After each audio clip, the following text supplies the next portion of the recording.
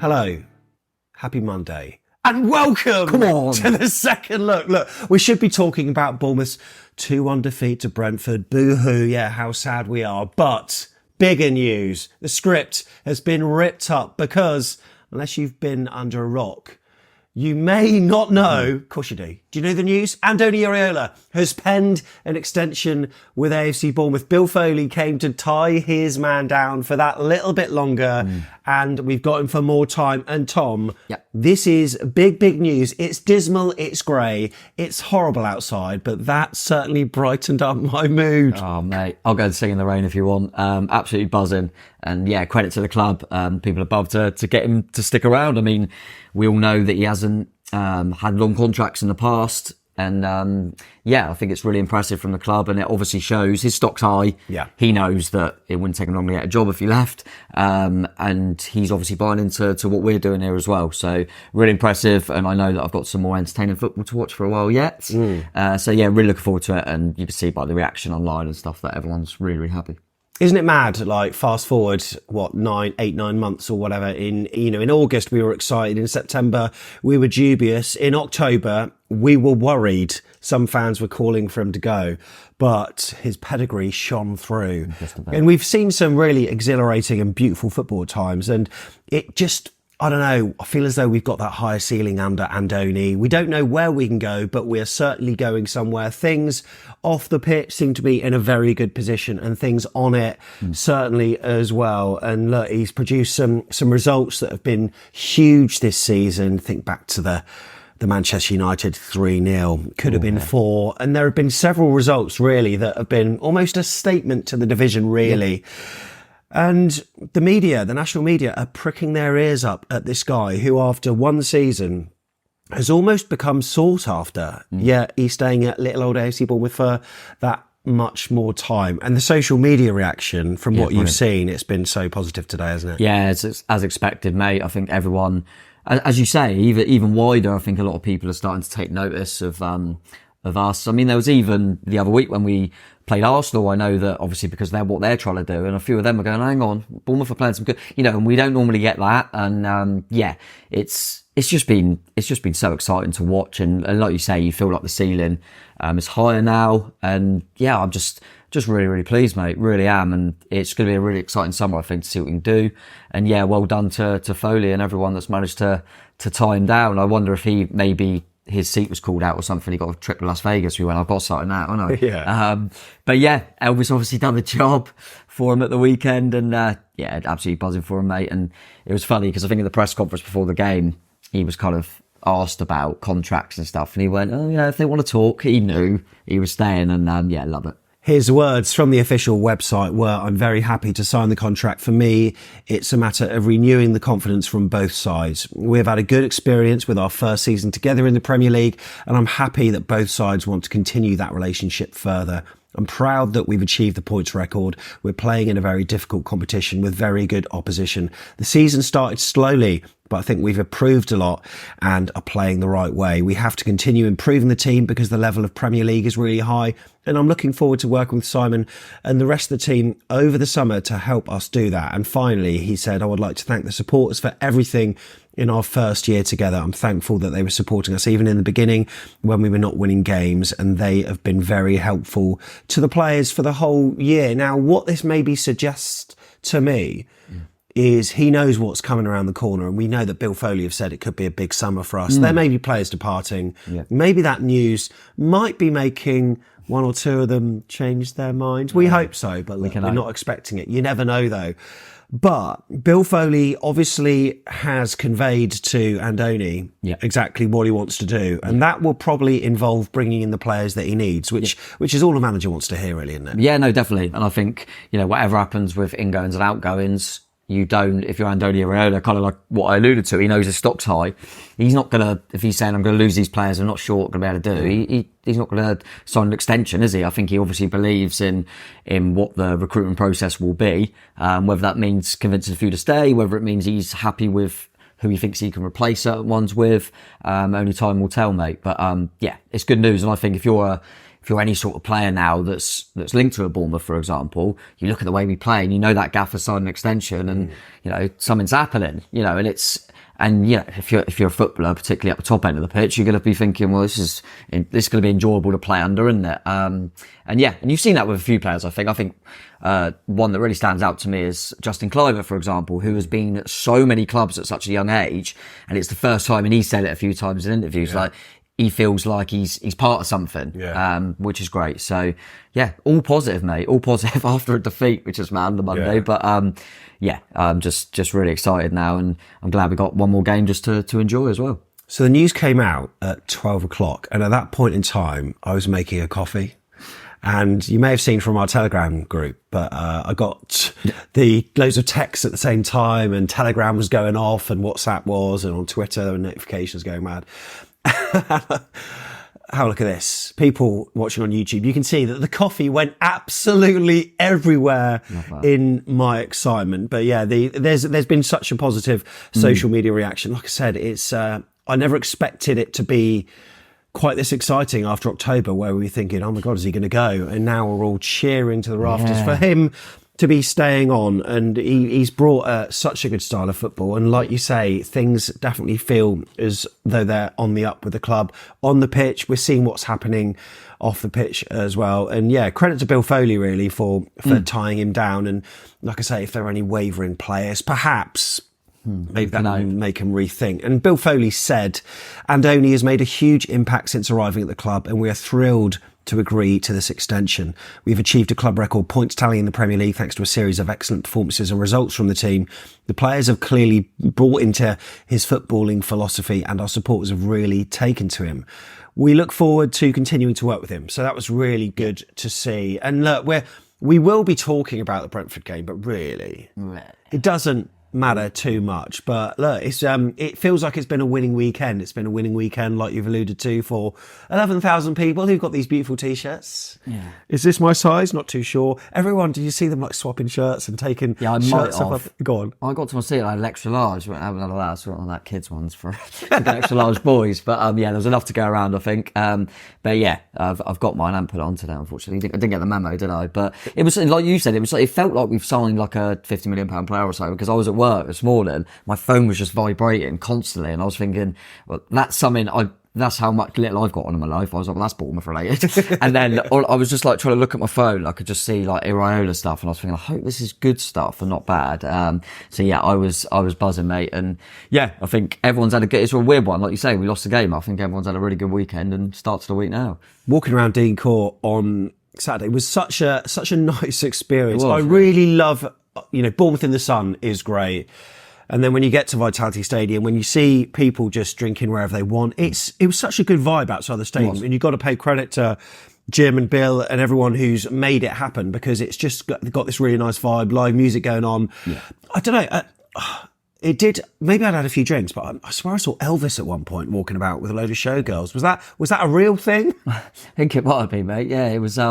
He was there, looking very nice indeed, and showgirls looked all right as well. And it was, it was a nice atmosphere. Well, I think whatever you think about it in terms of, I get the thought process of kind of like, the football was very different to us, very alien to us, that American side of things.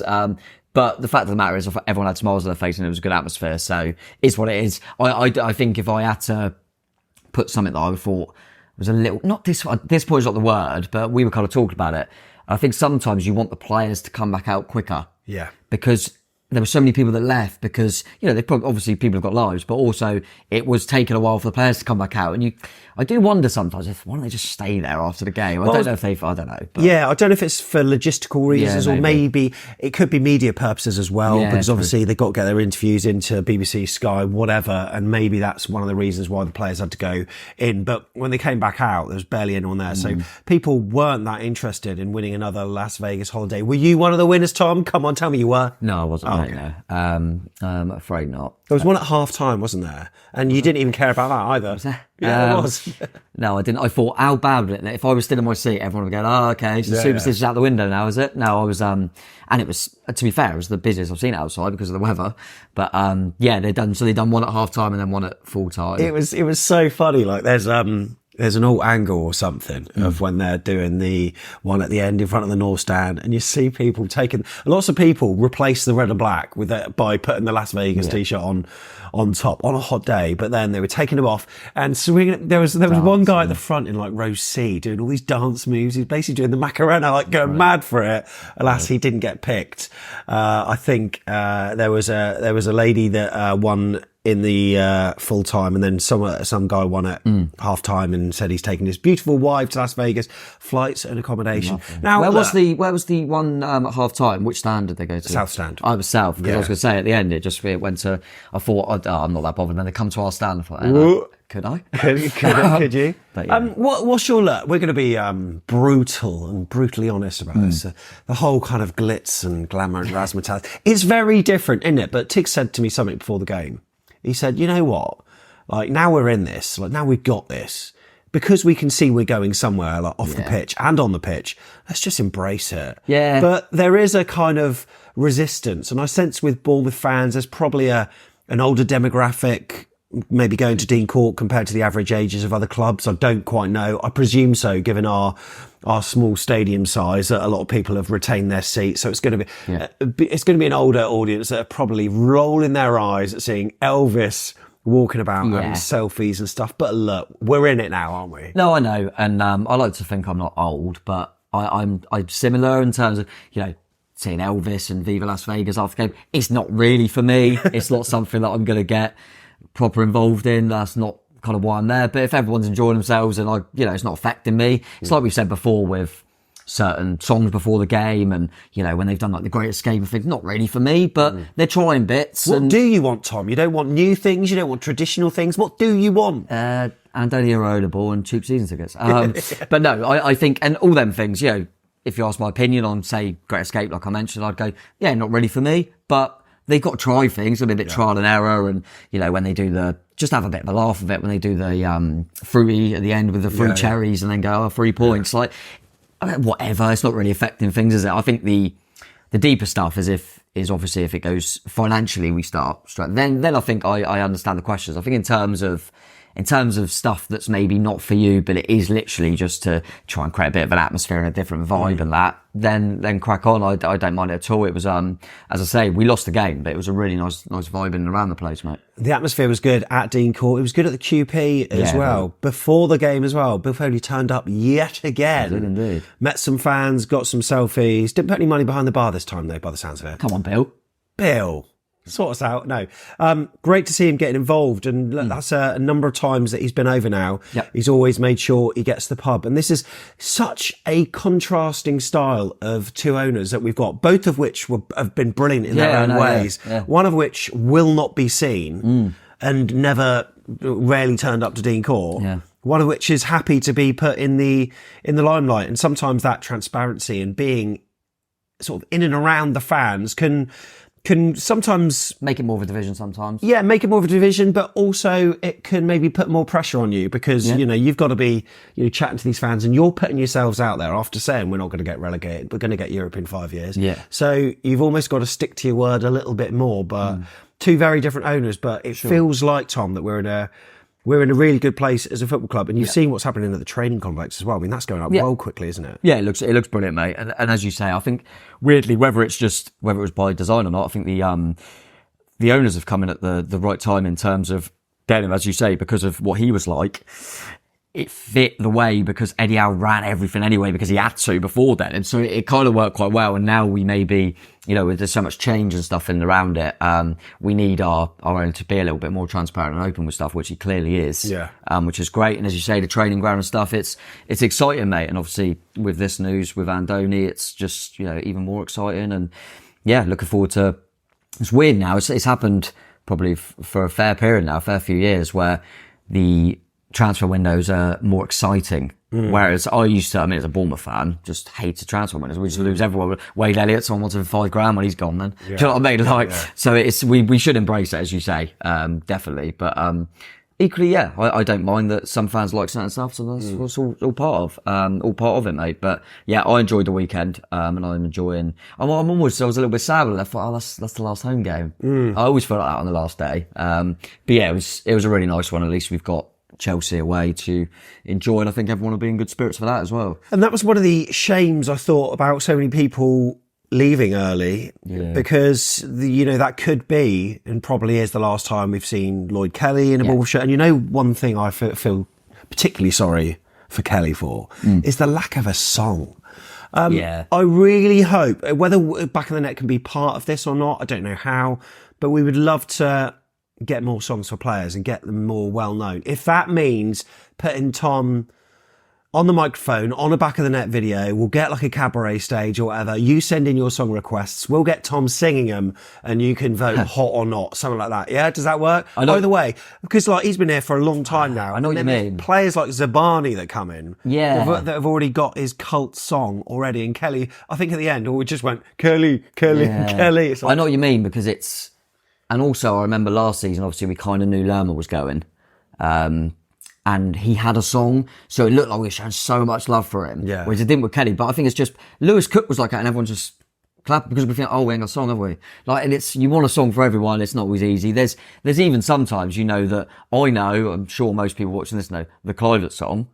But then there's part of the North Stand that don't know it. So when that song finished, everyone started singing Justin Clivert. I was going, well, that's not his song. Yeah. Well, we've got 2 songs for him now.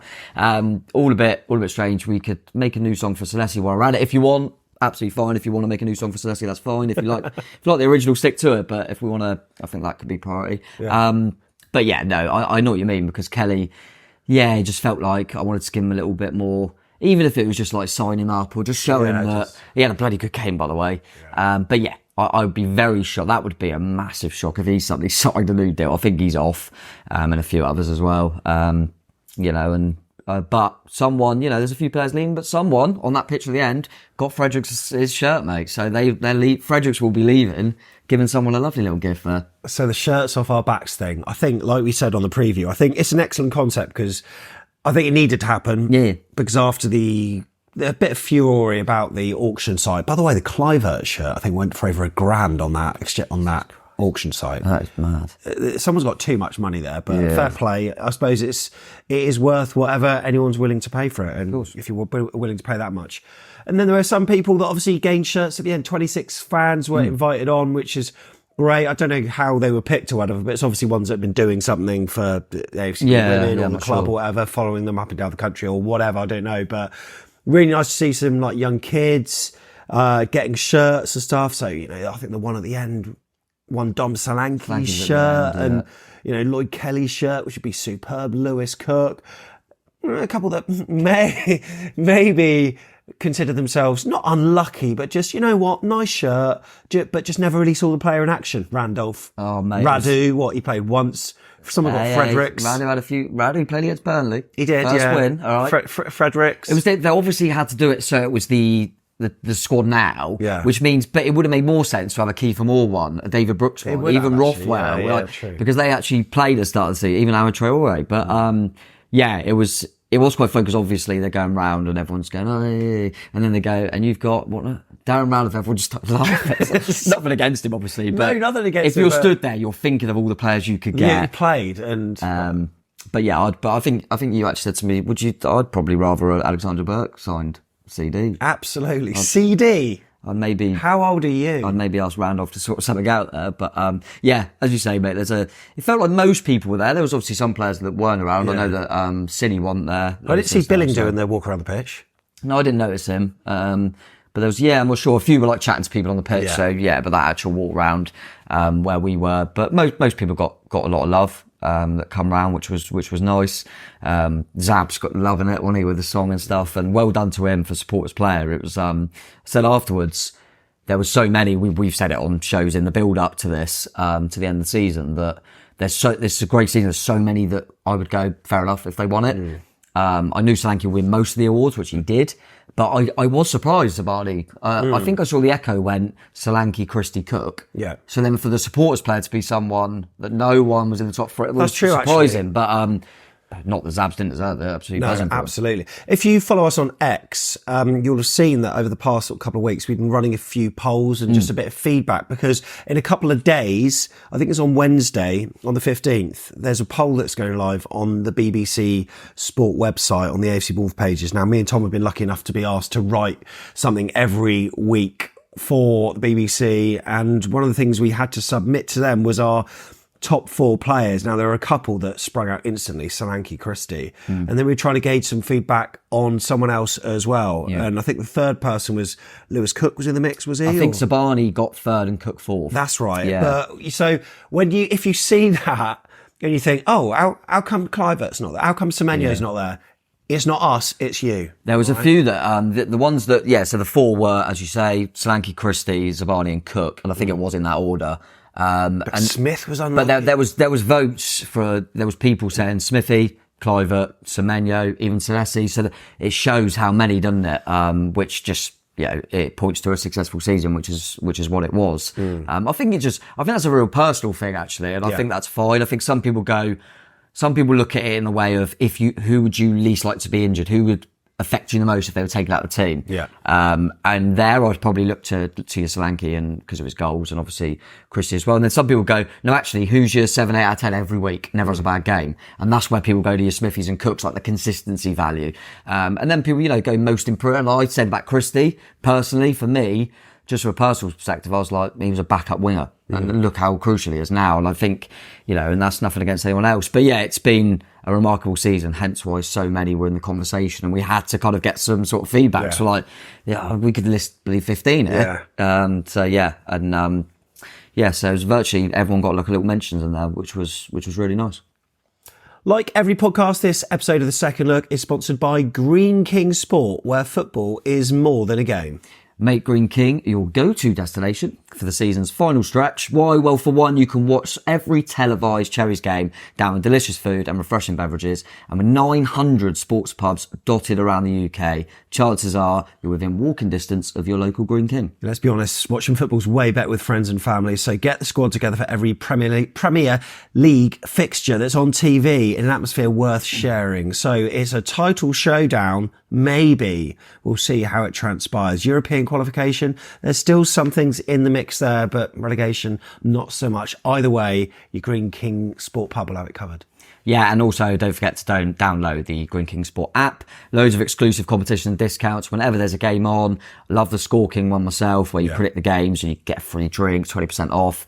I had a decent one on the weekend, went 3-2 Chelsea. Oh, hello, bang on, free drink. Don't know when I'm going to get that, because we've got no more home games. No. But I'll find a Green King pub, because there's plenty of them around, so get involved. So we'll just check out the league table. Tom, where are we finishing? Are we going to be a top 10 side? I mean, Brighton...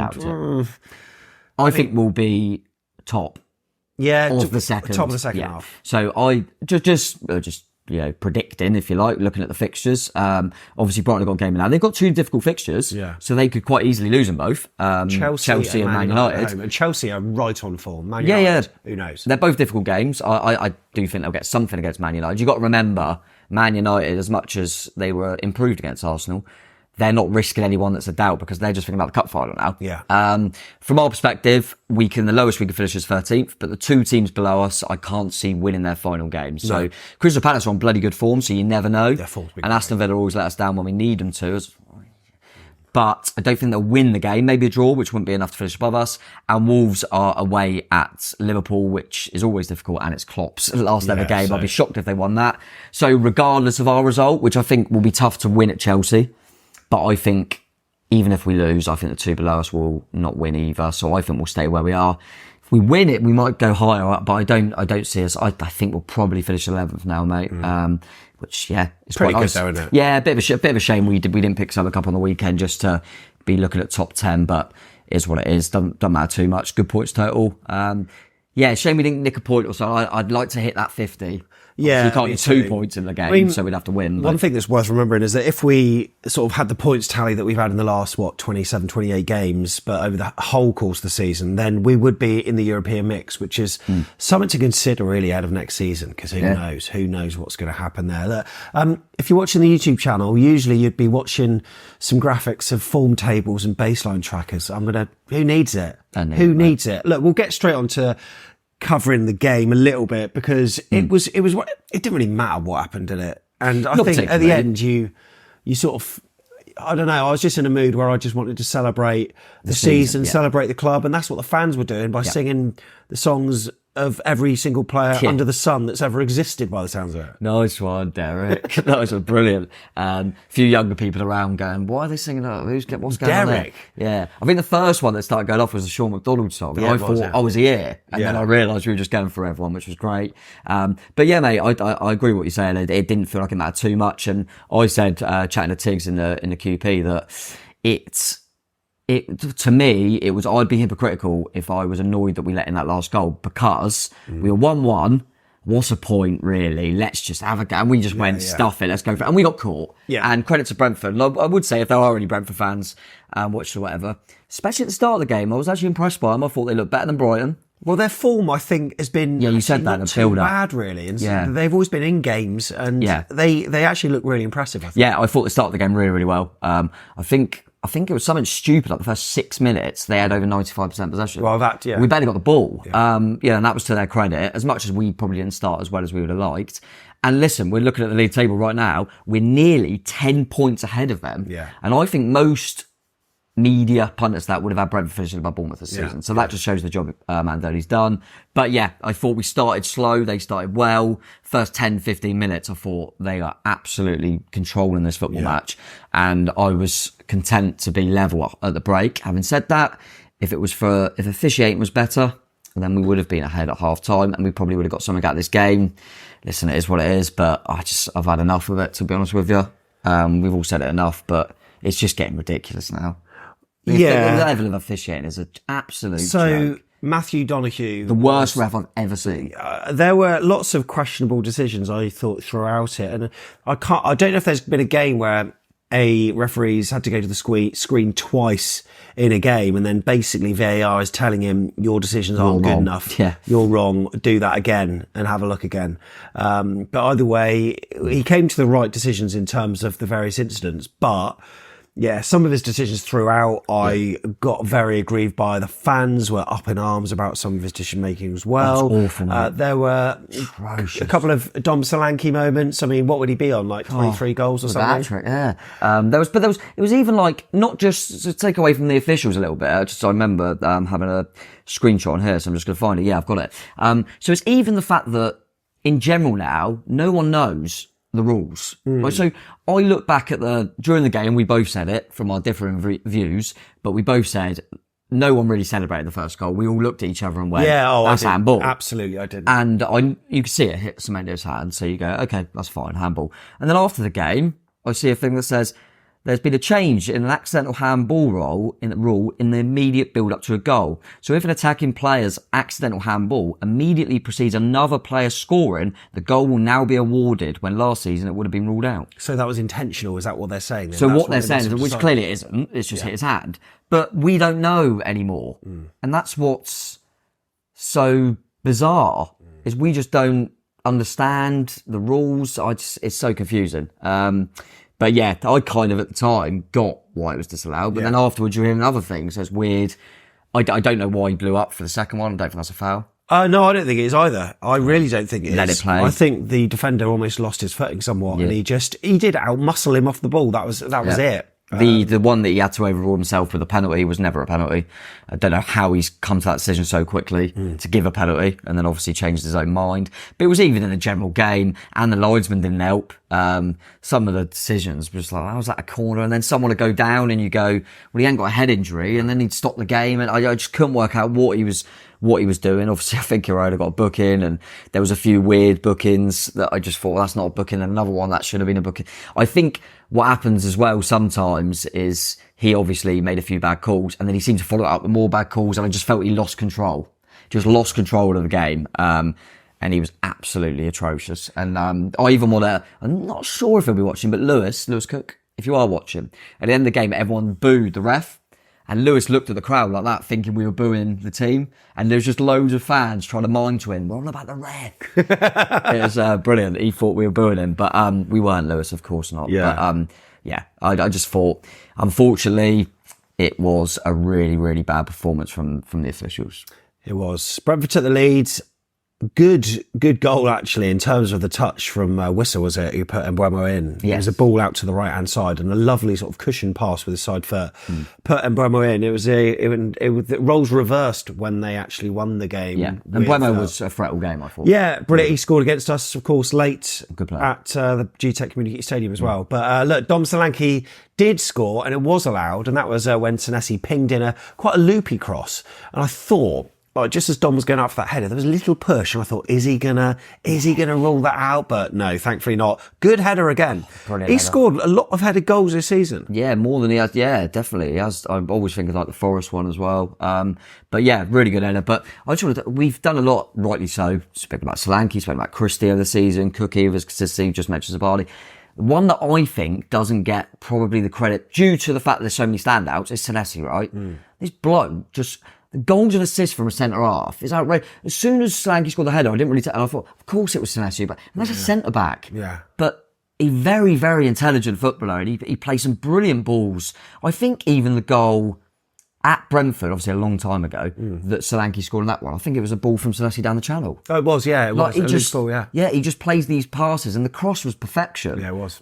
So yeah, he deserves a shout for that. But yeah, really good header as well. Unai was just behind him, so if Solanke ain't got it, Unai would have. So yeah, it was, but yeah, really good. And then, as I said, I thought, stuff it, we just went for it, and we got caught again, unfortunately. And fair play to Brentford, they played it well. They had a lot of pace. Yeah. And they just went, you know what, we've lost the control we had in the first half, so let's play a bit more counter. And it worked perfectly for them. Well, look, hopefully Gareth Southgate was watching that, and maybe he can think about getting Solanke on the plane. Or Tony. Who knows? Now, well, we've flagged this up in our vlog, sort of saying that it was Ivan the Terrible, because I didn't think he was that great, to be fair, Tony. I thought he was pretty right. And look, we were having some jokes with him. The North Stand were firing lots of abuse at him, and he was doing it. Yeah, and he was kind of orchestrating the chant and also patting Dom on the back throughout as well. And so he seemed to take it in good spirits, but I wasn't impressed by him whatsoever, really. He's just, the fact of the matter is, I mean, you could all have your opinions. I'm sure Brentford fans really rate him, and I get why, and he's clearly a good player. But for me, I don't see anywhere where he's better than Dom Solanke. Maybe the only thing he's better than him at is penalties. Apart from that, I honestly don't see it. I thought maybe it's the hold-up play and stuff. Well, no, Solanke's hold-up play was miles better than Ivan Toney's. Agreed. And I just thought he was very, very average. We've had players, for example, just thinking, because I'm going to the bottom of the league, Carlton Morris, Luton, miles better. Like in the individual games we played, miles better. So yeah, I can't work it out, mate. And to be fair, Jimmy Floyd Hasselbank, who is a coach for the England national team, was there. So whether he was watching Solanke v Tony, I don't know. Whether he was watching Lewis Cook, I don't know. Whether he was hoping Fredericks might play, I don't know. But he was there watching, so that was interesting. But yeah, I think, listen, I personally have always said that I think Solanke's better. But on the game as a whole, if you just get off this game, there was no debate to be had in the whole game at all. And I mean, the goals speak for itself and everything. So really hope Dom gets to go on the plane. I think, unfortunately for him, we all know we've got Harry Kane. And unfortunately for him, Ollie Watkins had a bloody good season as well, and he's ahead of him. So it's whether he gets that third slot or whether Southgate goes. He might not take either, by the way. Because he might look at, I think people are saying Tony or Solanke. There is a world where he goes, actually, or Kane. Am I really going to, Kane and Watkins both going to get injured? It's unlikely. So if I've got them two. If I've got like a Rashford or a Bowen or someone that could play that false side, he's done it with Sterling in the past. Yeah, true. He might not take either. But I would even make a case that, I wouldn't bloody take Rashford, to be honest. So we'll have to wait and see. Maybe he's done himself no harm, has he, Dom? I kind of want him to get in with also a selfish thought of him thinking, if he doesn't get in, is it going to cement into his mind that I can't get in the England team at Bournemouth? Which is ridiculous. But especially if Tony gets in, because he's at a team that have blooming 10 points below or 9 or whatever it is. So we'll have to wait and see, mate. But Solanke's done all he can do. I think Iraola in some of his post-match press conferences said that he'd almost be surprised if he wasn't picked, which puts a little bit of pressure on Gareth, despite in his earlier presser saying that I won't get involved in those conversations. But look, we all completely agree. By the way, it's good to see Tyler Adams playing again. As well. Tav came back as well, and Tav was quite effective actually on that left side. Yeah, it was one of them where I thought he was really trying to get involved in the game, which I like. He was definitely involved in the game. It didn't always come off for him, did it? No. And Adams, I don't think it was his fault particularly, but I thought we took Christie off too early. He's probably blowing the amount of work he puts in. And then moving Lewis around, it probably lost a bit of control. But yeah, nice to see them both on the pitch, mate, for sure.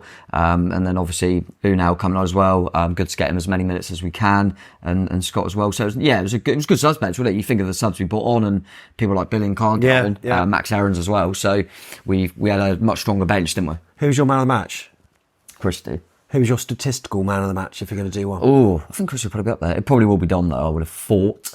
I'll tell you what, I'll just quickly say, I know we're talking about Bournemouth, if there are Brentford fans watching again, Ethan Pinnock was a beast at the back, I felt. Yeah. So I think he's like in his early 30s, Jamaican centre-half.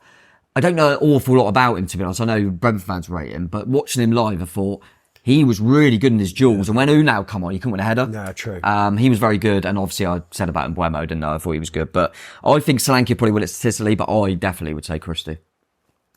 Well, Christie was the highest rated player on 7.6. Senesi and Solanke on 7.5. I feel for Celeste because I know how the statistical thing works. Yeah. Celeste's got a yellow. If he didn't get a yellow, he'd have probably got up. Yeah, true. And Mbuemo did well for Brentford. The man of the match on 7.8. Understandably, I'm sure Wissam will be up there as well. Because that's 7.8. Yeah, because he literally just come on and got a goal and assist, didn't he? Fair play. And I just want to say actually to Thomas Frank as well. Yeah. So I, as you know, I'm sure Tom watches, I do the predicted lineup. Yeah. And I got one wrong for Brentford because I went Viss at the start, not Lewis Potter. Fearless to me, they might have got the job done quicker. Yeah. He bloody brilliant when he come on.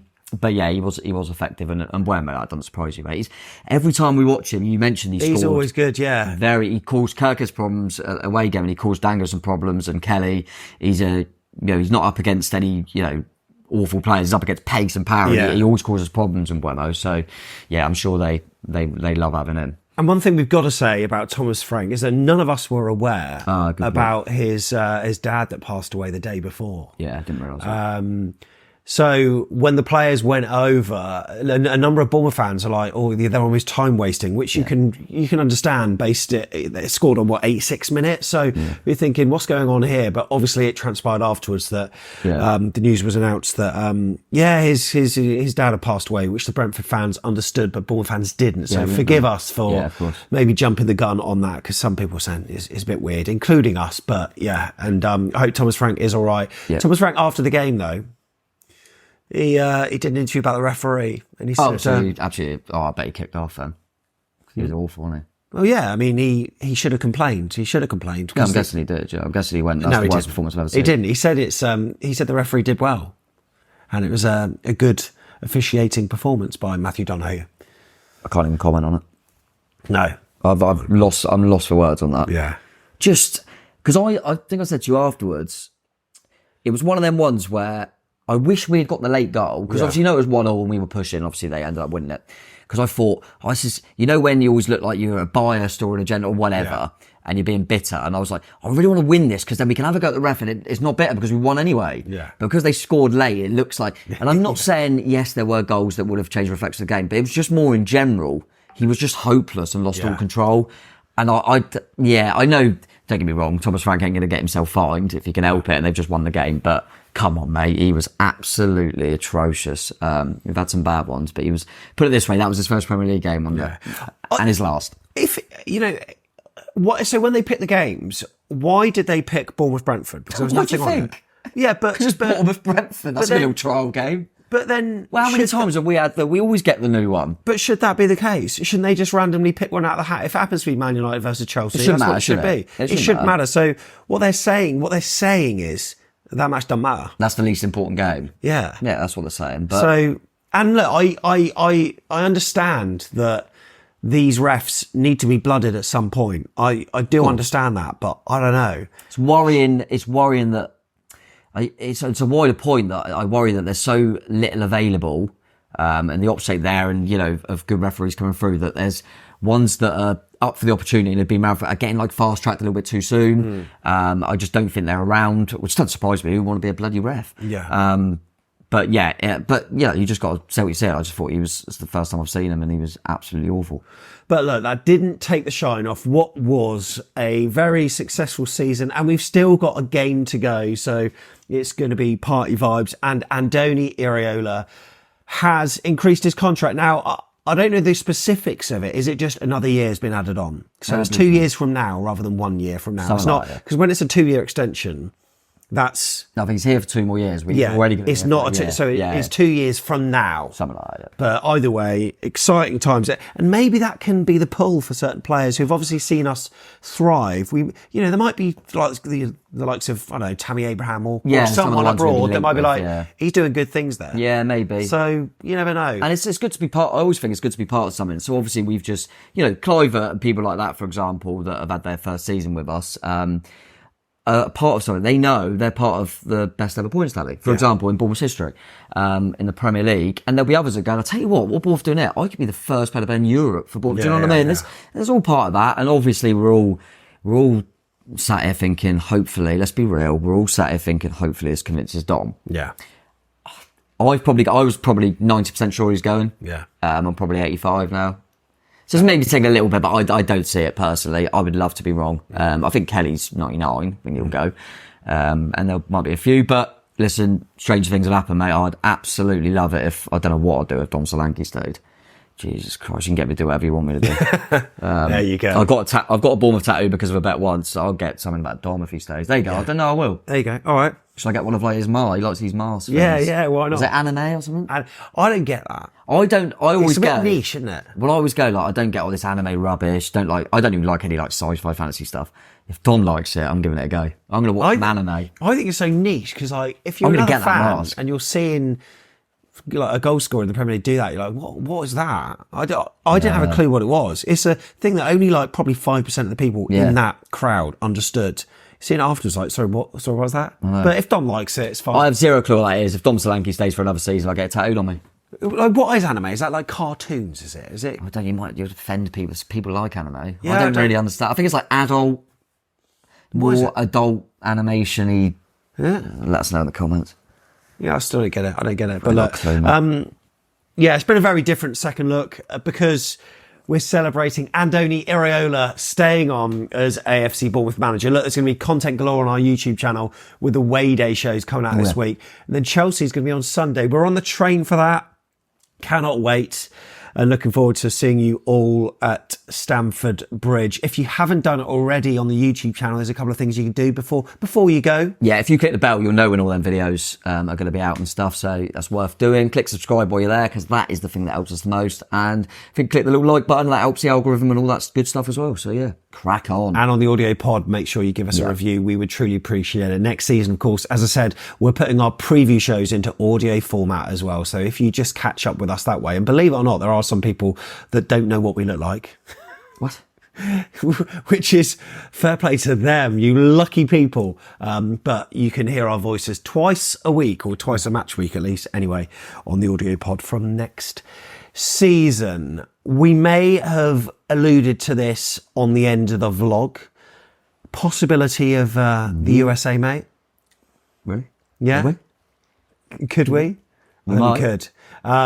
So, what is it? We're playing a game in Santa Barbara. We're not too sure where the other one is yet, but we hope to be over there and covering it and bring that experience back. So if you are an American, right? If you live in America over that side or can give us any advice, can you email fans@afcbpodcast.com? Just send us an email. Just open the lines of communication because we'll need advice when we're over there. How to get about, what...